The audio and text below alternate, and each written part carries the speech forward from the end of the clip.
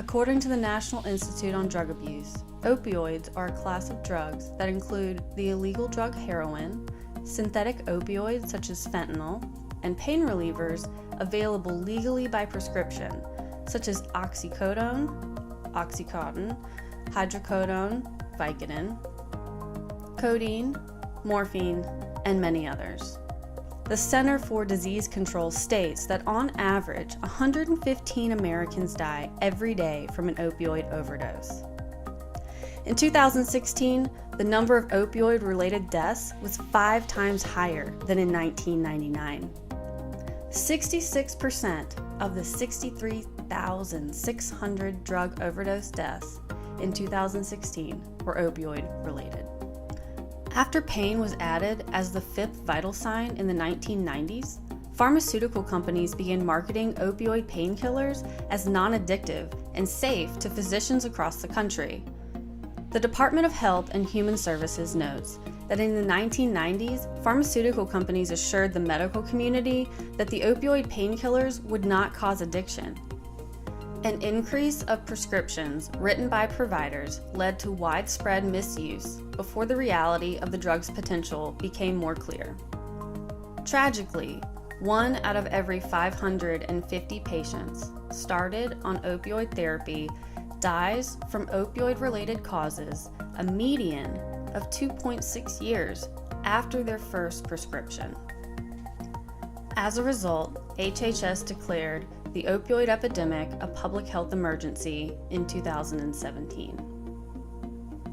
Virtually every community in the United States has been affected by the opioid epidemic. The impact of the opioid epidemic will continue to affect communities across the country for years to come. Over 2 million Americans have an opioid use disorder, and this number is expected to increase despite current efforts to intervene.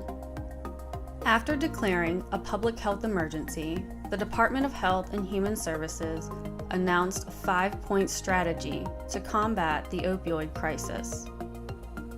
The 5 points are as follows. 1. Improving access to treatment and recovery services. 2. Promoting use of overdose reversing drugs. 3. Strengthening our understanding of the epidemic through better public health surveillance. 4. Providing support for cutting-edge research on pain and addiction. And 5. Advancing better practices for pain management. 268,113 opioid prescriptions were dispensed in Lexington County in 2016. According to the South Carolina Revenue and Fiscal Affairs Office, 13,564 individuals accounted for 38,735 discharges coded with a substance use disorder in 2017 at Lexington Medical Center Emergency Room. 2,168 of those individuals were under the age of 26. 9 individuals were under the age of 11. This data does not account for individuals that were seen in the emergency room for substance-related injury or illness. This data set only accounts for individuals that were specifically diagnosed with a substance use code of ICD-10, F10 through F19.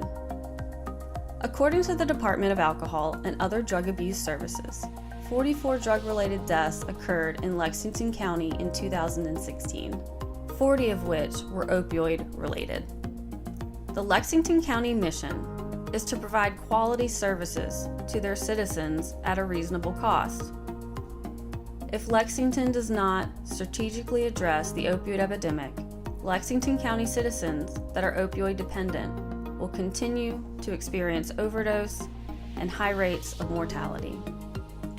As a community, Lexington County can implement collaborative and innovative strategies to address the public health emergency. The background video you've been watching is one of the main streets in Lexington, South Carolina. During this route, we've passed 12 places where we could either obtain a prescription for opioids or have that prescription filled.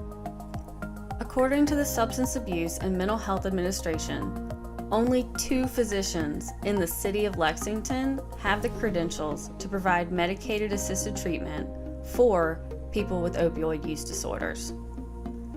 Increasing access to treatment is one of the strategies that Lexington County could employ to combat the opioid epidemic.